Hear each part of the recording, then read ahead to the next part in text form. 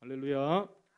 좌우 앞뒤 돌아보시고 한번 인사하겠습니다. 참 반갑습니다. 사랑합니다. 축복합니다. 네. 오늘은 우리 장로님 기도하신 대로 어린이 주일. 네, 어린이들은 이 나라의 보배뿐만 아니라 우리 가정의 보배이고 또 미래이고 희망인 줄로 믿습니다. 유대인들은 자녀 교육에 있어서 탁월한 방법과 지혜를 가지고 있죠. 탈무드라고 하는 책에서 이런 말을 했습니다. 자녀는 부모의 뒷모습을 보고 자란다. 그렇게 말을 했습니다. 이 자녀 양육의 몫은 대부분 부모에게 있다. 사회적인 교사, 선생님들, 다른 좋은 스승들 있겠지만은 자녀 양육의 대부분의 몫은 부모에게 있다는 것을 강조했습니다. 사실 부모로서 이 말을 모르는 사람도 없고 그리고 대부분 다 알 것입니다. 그리고 그 말에 대해서 인정하고 자식들을 위해서 내가 어떻게 살아가야 할 것인가를 생각하고 살아가는 부모님들이 대부분입니다. 자녀를 사랑하고 자녀에게 좋은 것을 줄 아는 게 대부분 부모의 마음이죠. 마태복음 7장 11절에 너희가 악한 자라도 자녀에게 좋은 것을 줄 알거든 이라고 예수님 말씀하신 대로 부모들은 자녀에게 좋은 것 주기를 원합니다. 그러나 정작 자녀에게 무엇이 좋은 것인지는 모를 때가 많다는 거예요. 무엇이 자녀에게 가장 좋은 것인가? 자녀에게 가장 좋은 것이 무엇인가? 그것을 알 수 없을 때에 부모들은 자녀들에게 좋은 것을 주고 싶어도 주지 못하는, 그래야 자녀들의 양육에 있어서 온전치 못하는 모습을 나타낼 수도 있다는 것이죠. 이러한 잘못된 부모의 전형적인 예로서 사무엘 시대의 엘리 제사장을 들 때가 있습니다. 이 엘리라고 하는 사람은 두 아들이 있었습니다. 제사장이었는데요. 그러면 이 계보를 따라서 레위인이었기 때문에 엘리의 두 아들들도 제사장이 되는 것이죠. 엘리의 두 아들들은 홈니와 비느하스라고 하는 이름의 아들들입니다. 그런데 이들에 대해서 성경이 분명히 기록하고 있는 것은 두 가지로 이들은 잘못 자라났다. 이들은 잘못 성장했다는 것을 말씀하고 있습니다. 첫째로 사무엘상 2장 12절의 말씀에 엘리의 아들들은 행실이 나빠 여호와를 알지 못하더라. 그렇게 말씀했습니다. 제사장의 아들입니다. 제사장의 아들이면 하나님을 알아도 일반 이스라엘 백성들보다 훨씬 더 잘 알아야 됨에도 불구하고 이들은 하나님을 알지 못하였더라. 그렇게 말씀하고 있습니다. 여러분 신명기 6장 4절에서 9절의 말씀을 보면 모세는 이스라엘 백성들에게 자녀 교육을 이렇게 하라라고 분명히 말씀하고 있습니다. 이스라엘아 들으라. 우리 하나님 여호와는 오직 유일한 여호와시니 너희는 마음을 다하고 뜻을 다하고 힘을 다하여 내 하나님 여호와를 사랑하라. 오늘 내가 네게 명하는 이 말씀을 너는 마음에 새기고 내 자녀에게 부지런히 가르치며 집에 앉았을 때에든지 길을 갈 때에든지 누워 있을 때에든지 일어날 때에든지 이 말씀을 강론할 것이며 너는 또 그것을 내 목에 메어 기호를 삼으며 내 미간에 붙여 표로 삼고 내 집 문설주와 바깥문에 기록할지니라. 그렇게 말씀했습니다. 내 자녀에게 부지런히 가르치며 집에 있을 때에든지 길을 갈 때에든지 누워 있을 때에든지 일어날 때에든지 이 말씀을 강론할 것이며 하나님의 말씀을 가지고 자녀들을 가르치고 그들에게 삶을 교육하라라는 것을 분명히 말씀하고 있습니다. 그런데도 불구하고 엘리는 그렇게 하지 않았다는 거예요. 엘리의 아들들인 홈니와 비느하스는 하나님을 알지 못하였다. 그 마음속에 하나님이 없었다는 것이. 뿐만 아니라 두 번째로 이 엘리의 두 아들들의 잘못은 사무엘상 2장 17절 말씀을 보면 이 소년들의 죄가 여호와 앞에 심히 크면 그들이 여호와의 제사를 멸시하였더라. 그렇게 말씀하고 있습니다. 마음의 문제뿐만 아니라 행실이 온전치 못해서 예배드리는 가장 기본적인 하나님 앞에서 신앙의 표현이 예배입니다. 예배는 가장 기본적인 하나님 앞에서의 신앙의 표현이에요. 예배를 잘 드리면 사실은 신앙이 있는 사람이요. 예배 시간에 하나님의 말씀도 안 들리고 또 하나님의 말씀 속에 들은 하나님의 인도하심을 받으려고 생각도 하지 않으면 이 사람은 실패한 사람이에요. 그런데 이 엘리의 두 아들들은 예배에 있어서 실패한 그러한 전형적인 그러한 사람들뿐만 아니라 오히려 여호와의 제사를 멸시하였다는 거예요. 그러니까 하나님 앞에 예배드리는 것을 무시하고 경멸하고 그랬다는 것이죠. 여러분, 이방인들이나 이러한 모습을 가지고 있지 어떻게 하나님의 백성으로서 그리고 제사장의 아들로서 이들이 이룰 수가 있었느냐 하는 것입니다.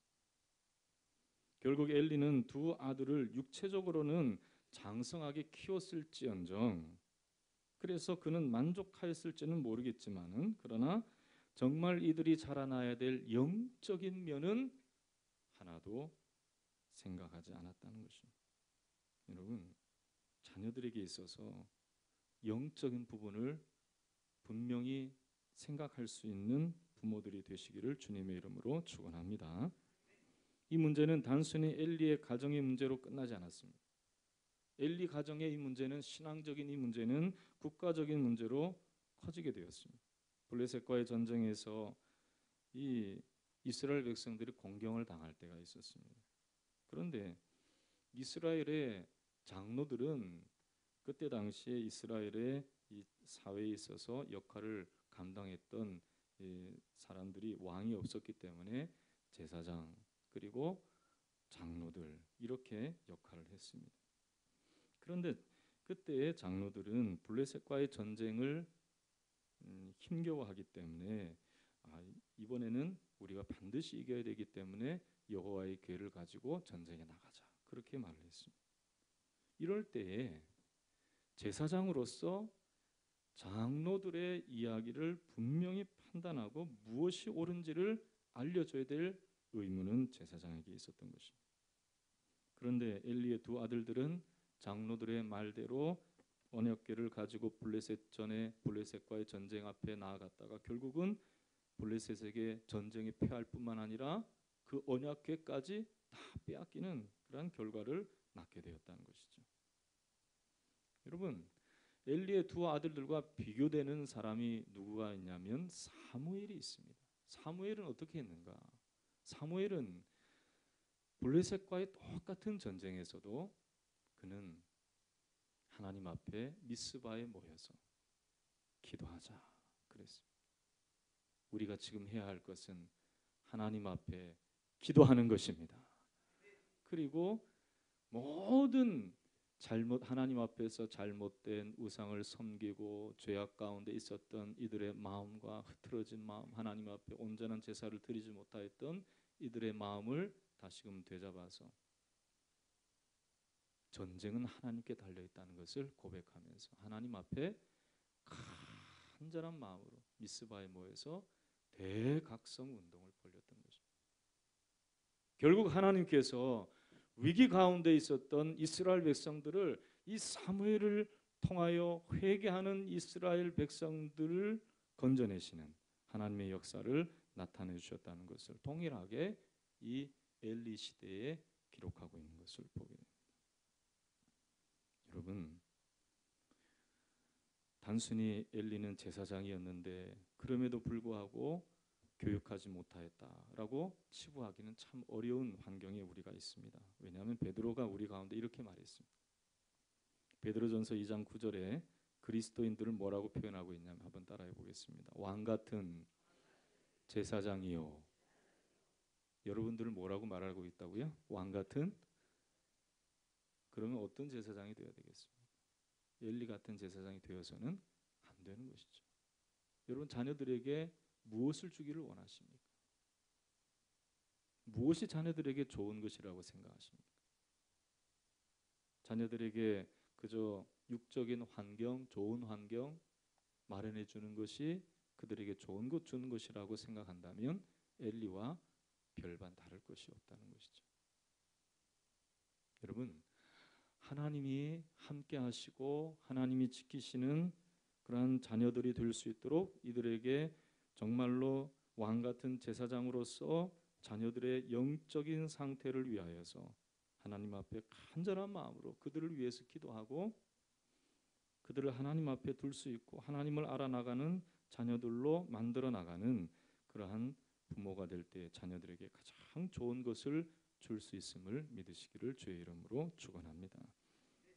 가정은요, 그리고 자녀들은 하나님의 은혜로 말미암아 아름답게 변화되어질 줄로 믿습니다. 우리의 노력과 수고, 땀 흘리는 이것으로만 자녀들이 잘 성장한다면 그냥 부지런히 살아서 그리고 벌어들인 돈으로 자녀들을 위해서 열심히 그저 투자하면 됩니다. 그러나 아무리 자녀들을 그렇게 해줘도 자녀들이 바르게 성장할 수 있으리라고는 보장할 수 없는 것이죠.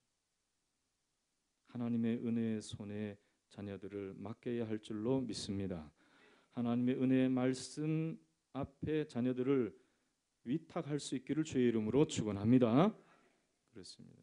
오늘 시편의 말씀은 이러한 하나님께서 자녀들과 가정을 인도하시는 그러한 아름다운 모습을 노래하고 있는 말씀입니다. 오늘 이 말씀 속에서 우리는 하나님의 말씀으로 자녀들에게 어떤 좋은 것을 줄 수 있는가, 하나님의 은혜로 이들을 어떻게 양육할 수 있는가, 두 가지를 우리 가운데 세 가지를 설명하고 있습니다.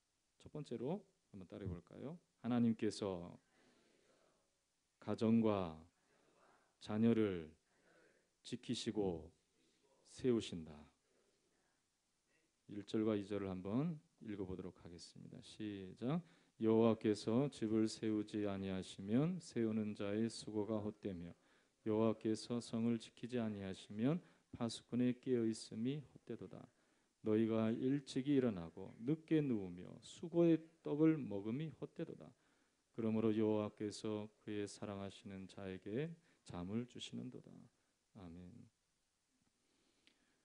여러분, 이렇게 가정에 하나님이 세우시는 은혜, 지키시는 은혜가 없으면 헛되다라고 말씀하고 있습니다. 일찍이 일어나고 늦게 누우며 수고의 떡을 먹음이 헛되다라고 말씀하고 있죠.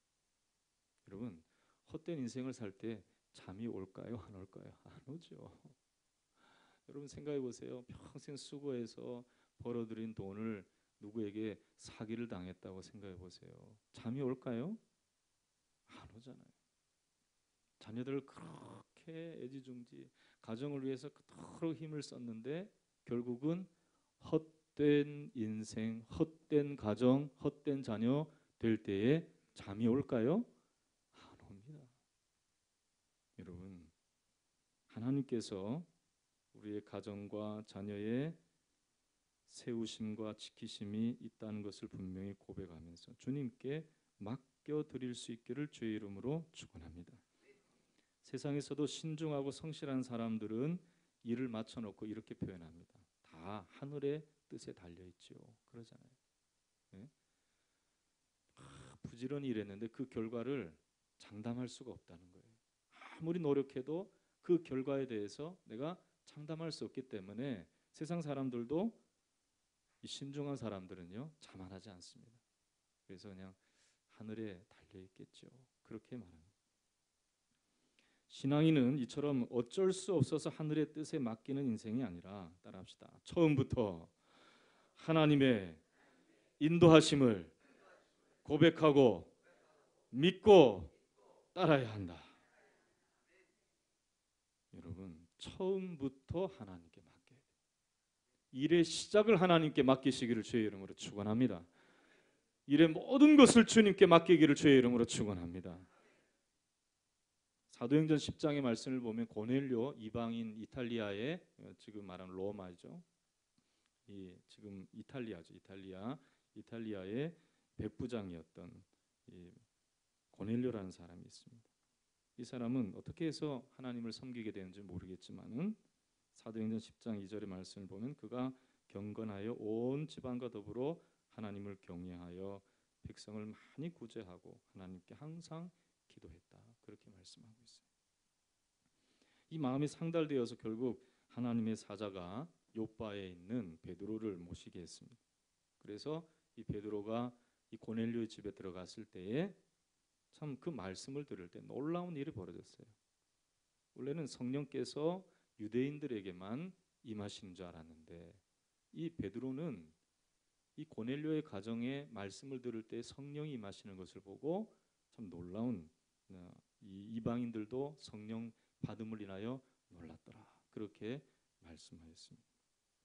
그 이전에 하나님께서 이 베드로에게 환상을 보여주셨어요. 먹지 못할 것들, 광주리에 가득 차 있는 것을 보고 이것을 먹으라고 하실 때 저는 이것을 먹지 않았습니다. 했지만은 하나님이 먹으라라고 말씀하시는. 그리함으로 말미암아 이방인들 이들이 참 연약하게 여기고 사람 대접하지 아니하였던 이 이방인들도 하나님의 성령을 받는 그러한 은혜가 있다는 것을 베드로에게 미리 가르쳐 주셨죠. 근데 실제로 이 고넬료의 가정에 성령의 역사가 나타났다는 거예요. 결국 어떻게 됐냐면 이들이 다 세례를 받고 기쁨으로 온 가족이 하나님께 영광을 돌려드릴 수 있는 역사가 나타났다는 거예요. 여러분, 고넬료가 하나님을 의지하지 않았으면 그 가정은 하나님 앞에서 성령의 역사하심과 새롭게 하심을 받을 수가 없었을 것입니다. 하나님께 맡기니까 하나님께서 주시는 은혜 중에 가장 큰 은혜, 성령의 역사하심이 그 가정 가운데 있었다는 거예요. 여러분, 다른 것이 아닙니다. 주님께 맡겨드리고 하나님을 의지하는 참 믿음 속에 우리 부모의 세대가 살아갈 때에 자녀들에게도 동일한 성령의 역사가 나타나게 될 줄로 믿습니다. 가정은 토양이라 그랬습니다.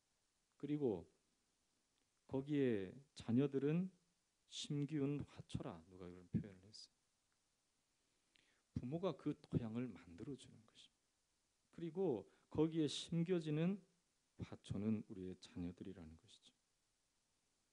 토양의 토질에 따라서 화초의 크기가 또 향기가 달라진다고 합니다. 저도 여기 몇 가지 심어 보니까 우리 김조영 장로님께서 늘 하시는 우리 김조영 장로님이 아니라 우리 김수복 집사님께서 늘 하시는 이야기가 있어요. 우리 집에 있는 이 뭡니까 이게 수선화입니까 뭡니까? 수선화죠. 수선화는 잘 자라서 대가 이만큼 올라와 있는데 왜 저기 우리 교회 화초에 있는 수선화는 요만큼밖에 안 자랐나? 그게 다 흙의 차이가 있어서 토양의 차이가 있어서 여러분 저기다가 질 좋은 흙을 한번 깔아보세요. 화초가 안 자라는가? 쑥쑥 자랄 줄로 믿습니다. 그런데 땅이 좋지 못하니까 이 식물들이 고생하면서 자라는 거예요. 여러분 가정은 토양이라고 했습니다. 부모가 가정의 토양을 질을 바꿀 수가 있어요. 여러분 영적인 가정을 만들어 나갈 수 있기를 주의 이름으로 축원합니다. 그래야 자녀들이 잘할 수 있는 거예요. 가정에서도 기도하는 부모, 말씀을 보는 부모, 말씀으로 결단하고 하나님이 원하시는 뜻대로 이루어 나가기를 소망하는 그러한 가정에서 자라나는 자녀들은 반드시 하나님께서 양육하시고 키우셔서 이 세상에서 큰 향기를 드러낼 수 있는 믿음의 심령으로 세워주실 줄로 믿습니다. 신앙의 가정을 꾸려갔던 조나단 에드워드, 그의 친구가 있었는데 그의 친구는 다름이 아니라 허랑방탕한 맥스 주크라고 하는 사람이었습니다. 그런데 후대의 사람이 이 조나단 에드워드, 참 아름다운 신앙의 사람의 가정과 가문, 그리고 또 맥스 주크라고 하는 동시대의 친구였는데 그 친구의 가정의 자녀들을 조사를 했어요. 그랬더니 조나단 에드워드의 가정은 617명의 후손이 있었습니다. 그리고 맥스 주크라고 하는 이 친구의 가정의 자손은 1292명의 후손이 있었어요. 그런데 이상하게도 에드워드의 가문에는 대학 총장이 12명, 교수가 75명, 의사가 60명, 성직자가 100명, 군대 장교가 75명, 조술가가 80명, 변호사가 100명, 판사가 30명, 공무원이 80명, 하원 의원이 3명, 상원 의원이 1명, 미국의 부통령이 1명 나왔다는 거예요. 그런데 맥스 주크라고 하는 이 허랑방탕한 이 조나단 에드워드의 친구의 가정에 태어난 아이들은요, 그 후손이 질병으로 죽은 어린 아이 때, 가장 유아기 때 죽은 아이가 309명, 직업적인 거린이 310명, 치명적인 장애로 말미암아 살아가는 사람들이 440명, 매춘부가 50명, 도둑이 60명, 살인자가 70명, 평범한 삶을 살아간 사람은 고작 53명에 불과했다는 거예요. 여러분, 악한 토양에서 바르게 자라나는 식물이 없듯이 우리의 가정에 세상적인 토양만 있을 때에는 자녀들은 바르게 자라지 못합니다. 주님이 주시는 은혜로, 하나님 주시는 축복으로 우리 가정이 채워줄 수 있도록 하나님께 우리의 가정을 내어드릴 수 있기를 주의 이름으로 축원합니다. 주님이 우리 가정의 밭을 갈아엎어 주실 줄로 믿습니다. 좋은 토양으로 바뀌어지게 해 주실 줄로 믿습니다. 때마다 시마다 은혜의 비를 주시고 은혜의 역사하심을 통해서 우리의 체질을 바꾸어 주시는 하나님의 역사가 가정 가운데 나타날 줄로 믿습니다. 둘째, 자녀는 오늘 3절에 있는 말씀을 보면은요, 이렇게 기록하고 있습니다. 3절에 있는 말씀을 한번 같이 읽어보겠습니다. 시작. 보라, 자식들은 여호와의 기업이요 태의 열매는 그의 상급이로다. 자녀들은 내 자식이 아니라 하나님이 주신 기업이요 상급이라는 것입니다. 한번 따라하겠습니다. 자녀들은 하나님께서 주신 기업이요 상급이다. 이 기업이라는 단어는 한자어로 터기자의 업자입니다. 그래서 우리가 아는 그러한 기업, 그런 단어가 아니라 대대로 전해오는 유업이란 그런 뜻이에요. 영리를 목적으로 하는 조직체, 그런 의미가 아니에요. 그러니까 어떤 사람들은, 이제 부모들은 이렇게 생각합니다. 자녀들을 생각할 때에 이제 잘 키웠으니 한번 덕을 봐야지 생각할 때가 있어요. 어떻게 키운 자식인데 생각하는 사람들이 있어요. 그러나 이것은 바른 생각이 아니요 성경적인 생각이 아닌 것이죠. 한번 따라하겠습니다. 하나님께서 상급으로 주신 기업이다. 터라는 거예요. 터. 하나님이 주신 터전이라는 것이죠.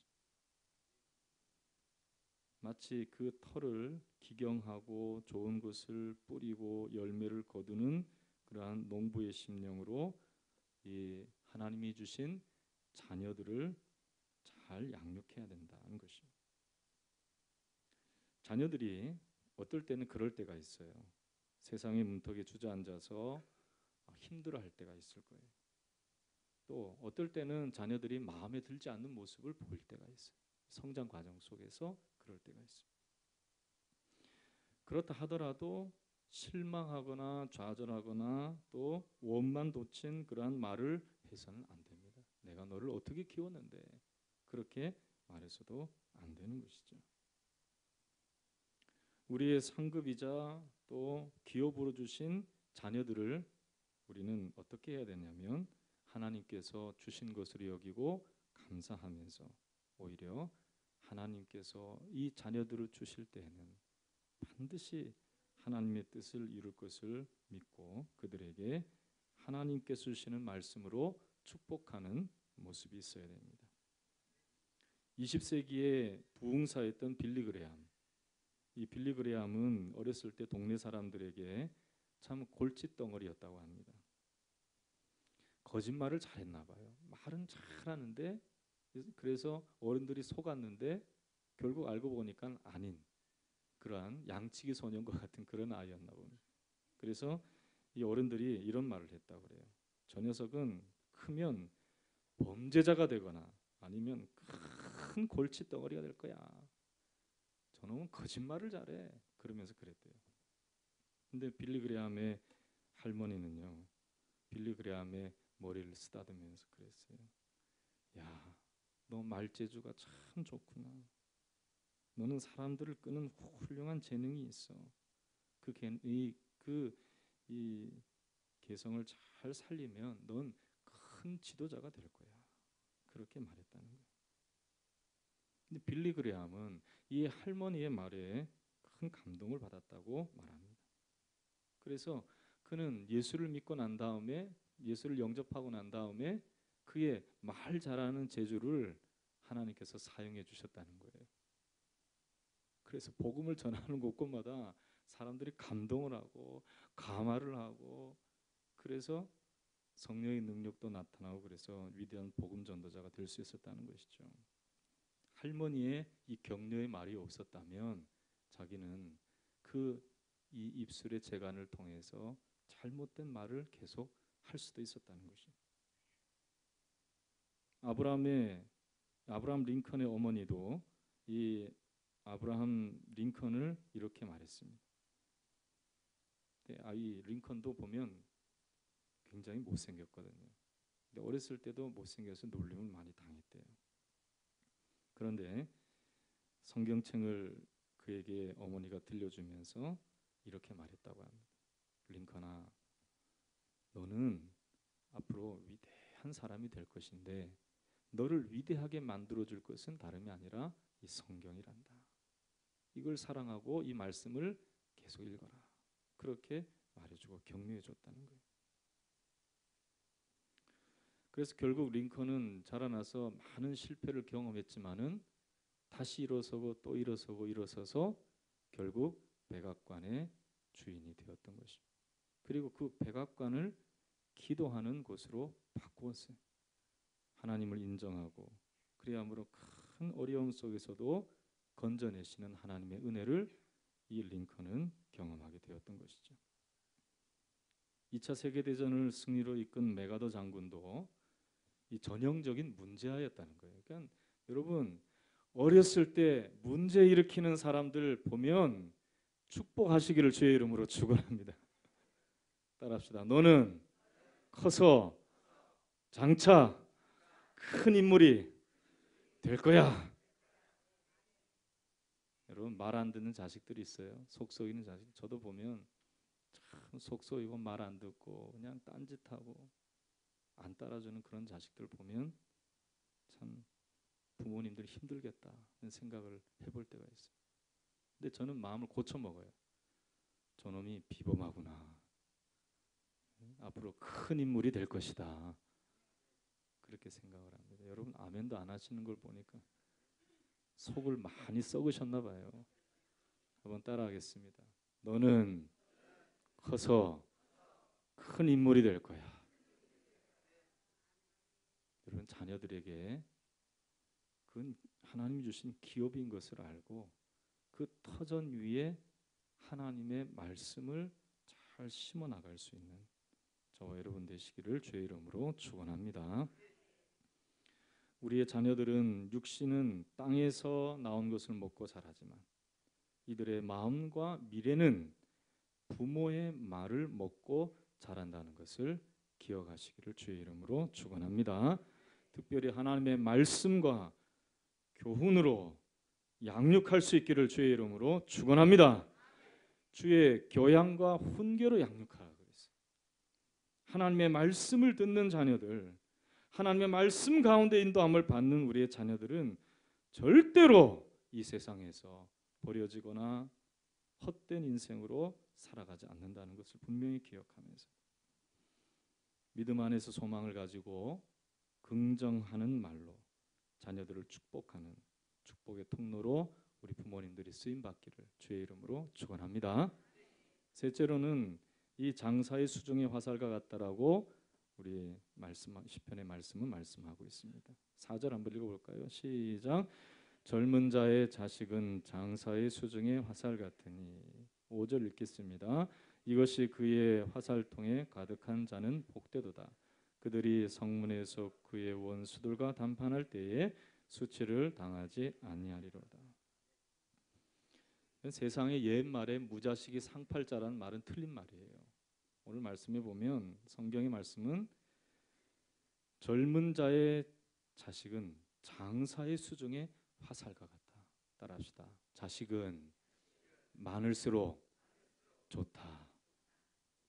아멘을 안 하시네요, 여러분. 우리 다음 세대들이 이 세상의 경제적인 원리로 자녀들을 갖겠다라고 생각하면 뜯어 말리시기 바랍니다. 하나님이 주시는 은혜로 축복해야 돼요. 자녀들을 양육할 때 보통 한 명을 낳아서 키우면 10년 전만 해도 3억이 된다고 그랬어요. 요즘은 5억이 된다고 그래요. 평균. 그리고 조금 더 신경 쓰는 분들은 10억이 들죠. 어떤 사람들은 그렇게 얘기해요. 자녀들에게 드는 비용을 차라리 다 모아서 한꺼번에 대학도 보내지 말고 그리고 사교육도 시키지 말고 그냥 한꺼번에 줘서 사업을 하게끔 해라. 그런 사람도 있어요. 이렇게 경제적인 원리로 자녀들을 바라보면 우리는 자녀 양육에 있어서 실패할 수가 있어요. 여러분, 오늘 말씀하신 그대로 우리의 자녀들은 잘 다듬어진 화살과 같이 여길 수 있어야 됩니다.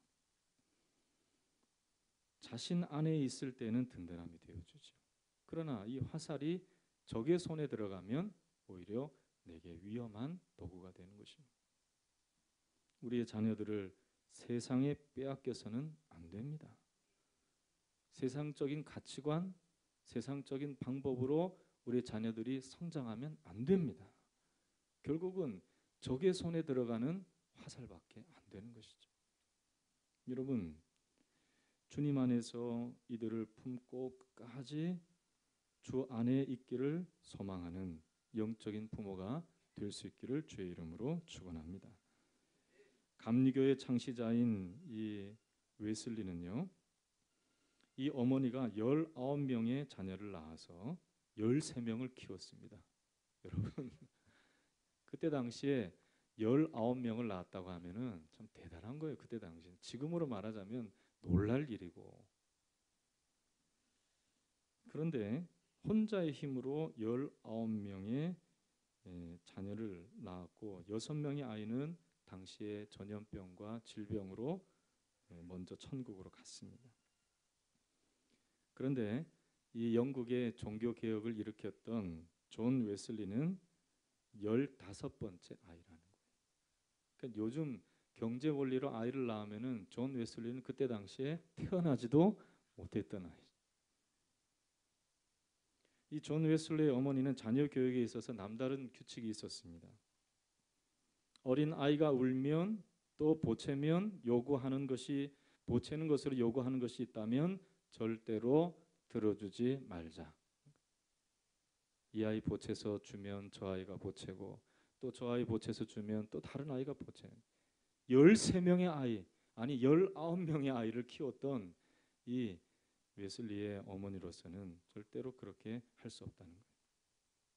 그리고 스스로 잘못을 고백할 때에는 어떤 죄라도 기쁜 마음으로 용서해 주자. 그러니까 고백하면 용서해 주는 거예요. 그리고 좋은 행동을 했을 때는 즉시 칭찬해주고 사소한 약속이라도 꼭 지키자 그랬어요. 그런데 아무리 이렇게 키워도 아이들 중에 못된 친구와 어울려 다니면서 고집스럽게 잘못 크는 아이가 있었어요. 어느 날 그 자녀를 품고 그 아이를 품고 이런 말을 했습니다.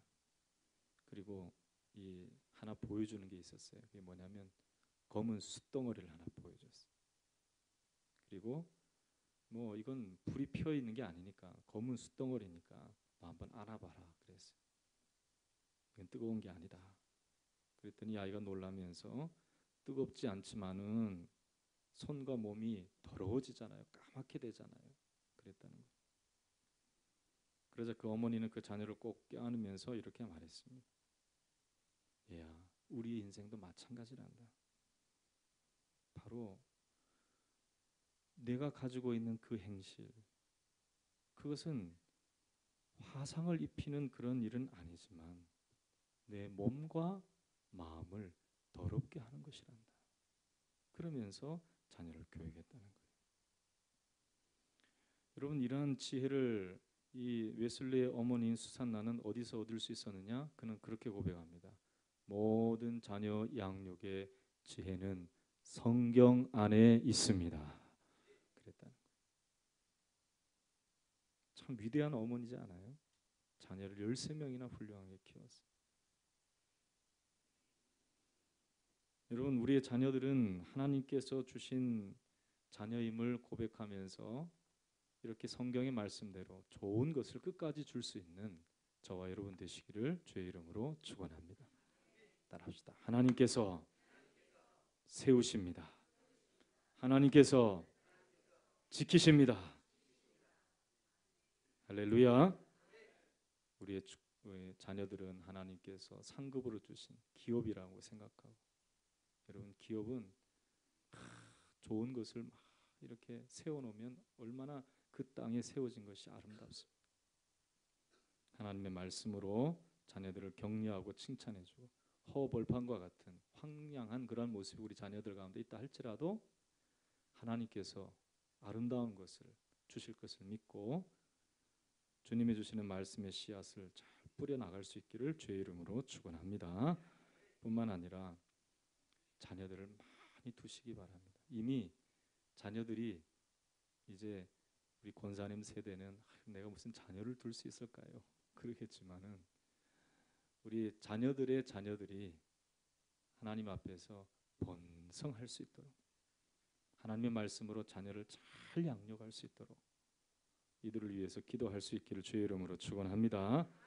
뿐만 아니라 영적인 자녀들도 품을 수가 있어요. 여러분들이 영적인 자녀들도 품어야 돼요. 따라합시다. 자녀는 말씀에 의하면 많을수록 어떻다고요? 좋지요. 여러분, 세상 말대로 살아가서는 안 돼요. 무자식이 상팔자다 생각하면 안 돼요. 우리 주님 주신 말씀 그대로 자녀는 이 젊은 자의 자녀는 장사의 수중에 화살과 같다. 이것을 분명히 기억하고 하나님 아버지, 나는 젊은 자가 아니지만 영적으로 젊어서 한 영혼 영혼을 품고 기도하기를 원합니다.